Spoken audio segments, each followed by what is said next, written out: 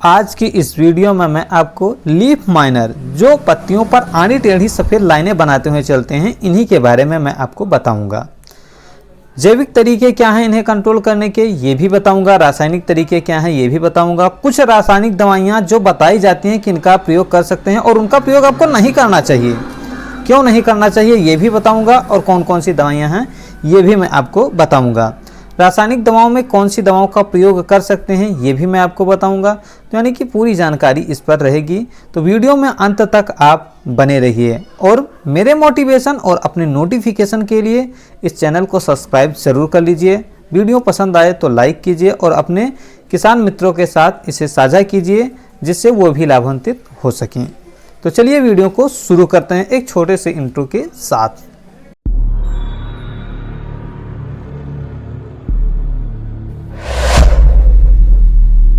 Leaf miner किसी भी फसल में लग सकते हैं और नुकसान कर सकते हैं, पर जो नाजुक फसलें हैं जैसे सब्जी वर्गीय फसलें हैं, लौकी, तोरी, कद्दू, मिर्च, टमाटर इत्यादि में ये ज़्यादा प्रभावी रूप से और ज़्यादा देखने के लिए मिल जाते हैं और सबसे ज़्यादा नुकसान भी करते हैं।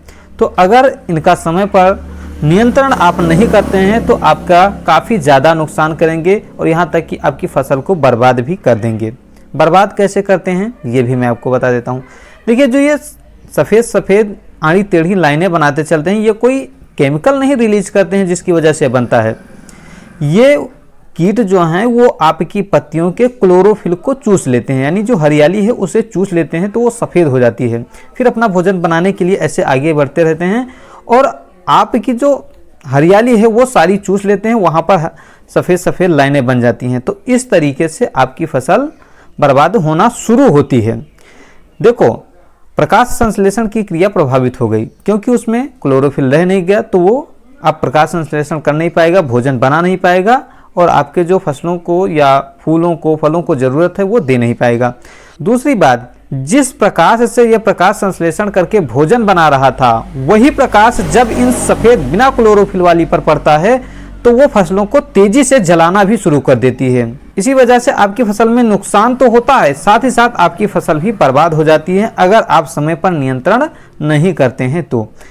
चलिए, नियंत्रण करने से पहले मैं आपको बता देना चाहता हूं कि लीफ माइनर की लाइफ साइकिल क्या होती है। एग्रोमाइजीडिया परिवार के सभी कीट लीफ माइनर को जन्म देने का काम करते हैं। लीफ माइनर पत्ती के निचले सतह पर और ऊपरी सतह पर दोनों ही पाए जा सकते हैं। सामान्यतः जो है पत्ती के ऊपर पर ज़्यादा पाए जाते हैं क्योंकि यहाँ पर इन्हें अंडे देना आसान होता है। ये ऐसे ही आसानी से अंडे नहीं देते हैं।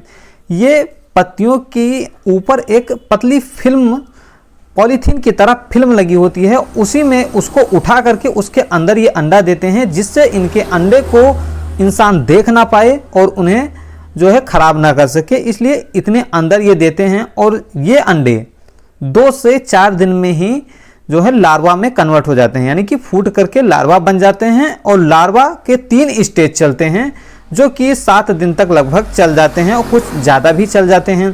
तो जितने दिन ये चलेंगे उतने दिन आपकी पत्तियों का क्लोरोफिल चूसते रहेंगे। एक बार में एक अंडे से लेकर के 67 अंडे तक एक कीट दे सकता है। तो आप सोच सकते हैं कितनी ज़्यादा तेज़ी से ये आपका फसल का नुकसान करेंगे। बात करें अगर इनकी लाइफ साइकिल कितने दिन में कंप्लीट होती है, तो 3 से 7 सप्ताह भी लग सकते हैं।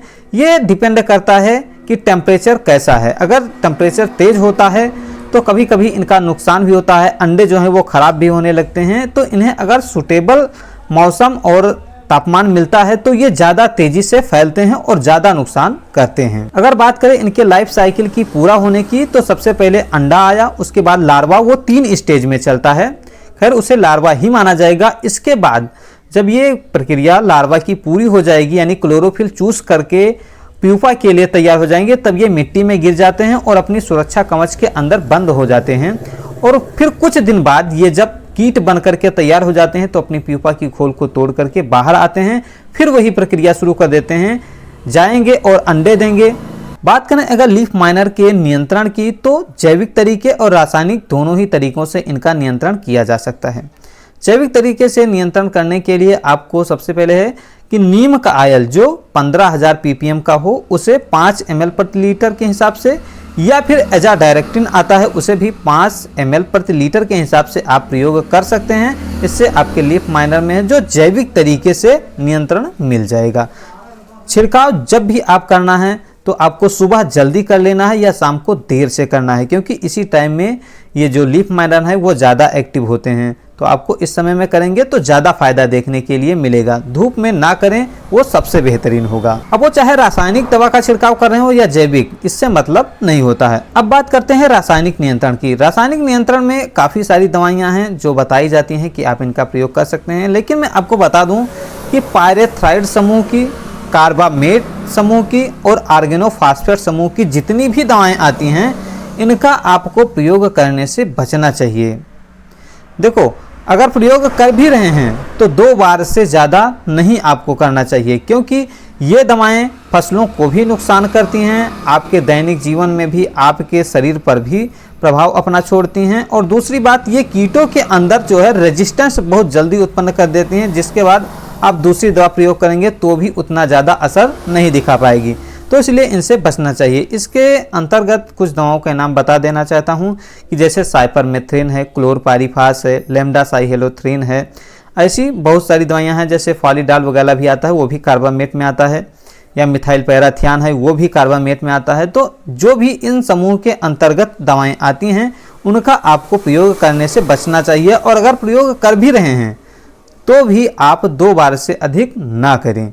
एक बार में अगर रिजल्ट नहीं आ रहा है तो आप वहीं से बंद कर दें। दूसरी दवाइयां हैं उनका आप प्रयोग करें जो इनके लिए सजेशंस में हैं। अगर सुझाव वाली दवाओं की बात करें तो क्लोरइंट्रानिलिप्रोल, यानी कि जिसे आप कोराजन के नाम से या कवर के नाम से, बेस्टिकोर के नाम से जानते हैं, उसका आपको 60 ml प्रति एकड़ के हिसाब से आपको प्रयोग करना है। दूसरी दवा का अगर बात करें तो है एसिटामेप्रिड, जो कि आप 40 ग्राम प्रति एकड़ के हिसाब से प्रयोग कर सकते हैं। आपको अच्छा खासा रिजल्ट देखने के लिए मिल जाएगा। तीसरी बात करें तो स्नीपोटोरम आता है, जिसका आप प्रयोग कर सकते हैं। ये 150 से 200 ml प्रति एकड़ के हिसाब से आपको प्रयोग करना है।